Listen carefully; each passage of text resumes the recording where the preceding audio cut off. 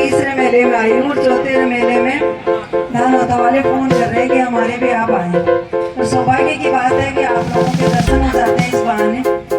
आज मंच पर विराजमान पूर्व विधायक आदरणीय आलोक बेनीवाल जी, सरपंच रेखा देवी केदर जी, पार्षद प्रतिनिधि रक्षपाल जी कुलदीप और पार्षद हरिनारायण गठाड़ा जी, देवनगरी गुरु जी, रणजीत जी, बद्री जी, सुल्तान जी, मालीराम देवदा जी, वेद प्रकाश जी और जिला परिषद सदस्य रेखा पंकज पीपलीवाल जी और आए हुए ग्राम वासियों, पिता तुल्य बुजुर्गों, माताएं, बहनें, युवा साथी। ये हमारी सौभाग्य की बात है क्योंकि अभी आलोक जी भी बता रहे थे कि कमला जी ने हमेशा आप लोगों के बीच में रह के कार्य किए, जो बन पड़ा वो कार्य पूर्ण करते हैं। एक जनप्रतिनिधि जब भी बनता है उसकी इच्छा यही होती है कि मेरी जनता के लिए जो मेरे से बन पड़े वो पूरा कार्य करूं और जहां तक मेरी सोच हो वहां तक आगे तक बढ़ूं।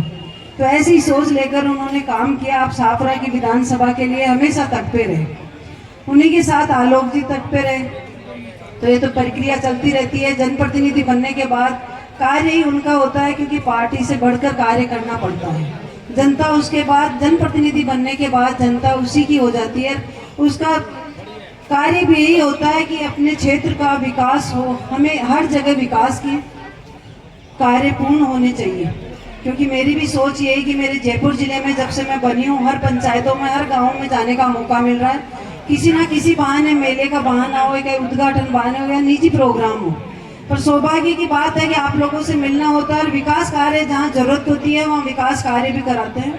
क्योंकि यहाँ भी विकास कार्य जो जरूरत पड़ी है करवाए और आगे भी जैसे इन्होंने डिमांड रखी है वो भी पूर्ण कराने की पूरी कोशिश करेंगे कि जल्दी से जल्दी कार्य हो। क्योंकि मैं भी एक किसान की बेटी हूँ और गाँव से ही निकली हूँ। मेरे दादाजी यहीं साफरा से, हाजीपुरा से ही उठ के गए हुए हैं और वो रामपुरा डाबरी रहते थे, तो वहीं की बेटी हूँ। झोटवाड़ा विधानसभा में मेरा ससुराल है, तो सब कुछ मेरा जयपुर जिले में ही है। तो मैं तो यहाँ बेटी मानो, बहू मानो, परिवार की एक हिस्सा हूँ। मेरे को पता है कि यहाँ के लोगों की मूलभूत सुविधाएं अपनी यही है कि अपन जब मंदिर में बैठते हैं तो वो चर्चाएं हो जाती हैं कि कहाँ कहाँ अपन को क्या क्या विकास करवाने हैं। क्योंकि आप लोग एकजुट होते हैं तो एकजुटता का यही गाँव का संदेश होता है। तो ये मंदिरों से ही मिलता है क्योंकि कितना भी मन मुटाव कैसा भी हो, पर मंदिर के प्रांगण में आते हैं हम सब एक हो जाते हैं। तो ऐसी सोच लेके अपने गांव के विकास के लिए चलना चाहिए अपन को, क्योंकि गांव में विकास होता है तो एकजुटता के साथ ही होता है। हम एकजुट होते हैं तो कई कार्य ऐसे संपूर्ण होते हैं अपने। तो यहाँ भी जो डिमांड रखी गई है मैं पूरी करने की पूरी कोशिश करूँगी। मेरा तो यही उद्देश्य है कि महिलाएं हूँ तो महिलाओं के बारे में भी ज़्यादा बोलना चाहती हूँ, क्योंकि महिलाएं कैसे आगे बढ़े। मैं भी जैसे आलोक जी बता रहे थे, जीत हार तो होती रहती है। मैंने भी चुनाव 2-4 लड़े पर कभी सफलता नहीं मिली। फिर भी मेरे क्षेत्र से मैं 70 किलोमीटर दूर जाकर जिला परिषद का चुनाव लड़ा और किस्मत में लिखा हुआ था तो आपके लोगों के बीच में आने का मौका मिला। क्योंकि ये भी होता है कि जब ऊपर वाला चाहता है तभी कार्य होता है। क्योंकि अपने चाहने से कुछ नहीं होता है कि तुम्हें सेवा का जब मौका मिलेगा, जब मौका दिया जाता है। और तेजाजी महाराज की कृपा से आप मौका मिला तो सेवा करने का मौका, तो हमेशा सेवा के लिए तत्पर रहती हूँ। मैं मातृ शक्ति को इतना ही कहना चाहती हूँ, आपकी बेटियां भी बेटों से कम नहीं है। अपनी बेटियों को पढ़ा लिखा कर आप आगे बढ़ाएं, क्योंकि आज बेटियां और महिलाएं एक बोर देने वाली आधी आबादी नहीं है। आज वो कंधे से कंधा मिला के पुरुषों के साथ चल रही हैं। आपने देखा होगा यहाँ की पंचायत में भी सरपंच महिला है, जिला परिषद सदस्य भी महिला है, जिला प्रमुख भी महिला है। और आपको पता होगा सबसे उच्च पद है राष्ट्रपति का पद, तो वहाँ भी द्रौपदी मुर्मू जी महिला बैठी हुई है। तो एक महिला शक्ति हर जगह विराजमान है। हम बात करते हैं, जैसे पहले भी बात करते हैं कि देवियों में भी बात करते हैं, तो लक्ष्मी में भी लक्ष्मी देवी है, सरस्वती में सरस्वती मैया है, और जब राधा कृष्ण बोलते हैं तो राधा जी का पहले नाम आता है।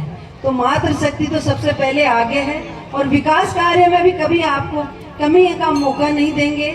हमेशा आपके लिए जिला परिषद में दरवाजे खुले हैं, आप कभी भी आएं, मैं वहीं पे बैठी रहती हूँ।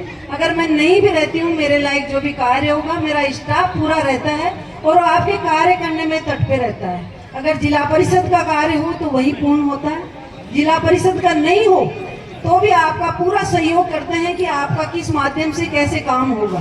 तो मेरा तो उद्देश्य ये है कि मेरे जयपुर जिले का हर कोई व्यक्ति कोई निराश होकर जिला परिषद से नहीं जाए। मेरा कार्य संपूर्ण जिला के लिए काम हो, हर विधानसभा हर पंचायत में जाने की सोचती हूँ और वहाँ पहुँचने की भी पूरी कोशिश करती हूँ, क्योंकि गाँव में एक दूसरे से जुड़े रहना ही अपना है।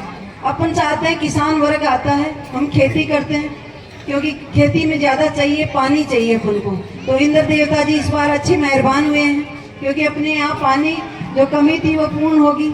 आने वाले टाइम में जो ERCP योजना में पानी आएगा तो उसमें भी अपने कार्य पूर्ण होंगे। पर हम इंद्र देवता जब खुश होते हैं तो किसान भी खुश होता है, तो वही किसान की बेटी में हूँ। मैं तो एक ही चीज़ कहना चाहती हूँ, बिजली चमकती है तो आसमां बदलती है, बिजली चमकती है तो आसमां बदलती है, आंधी उठती है तो दिन रात बदलती है, और जब ये नारी शक्ति गरजती है तो इतिहास बदलती है, इतिहास बदलती है। यहाँ ही बेरह सामुदायिक भवन का देवनगरी में तो मैं पूर्ण करवाने की पूरी कोशिश करूंगी, जल्दी से जल्दी हो, क्योंकि मेरा उद्देश्य यही होता है कि मेरे कार्य पूर्ण हो और आप लोगों को जो सेवा कर सकूं, बस यही चाहती हूं।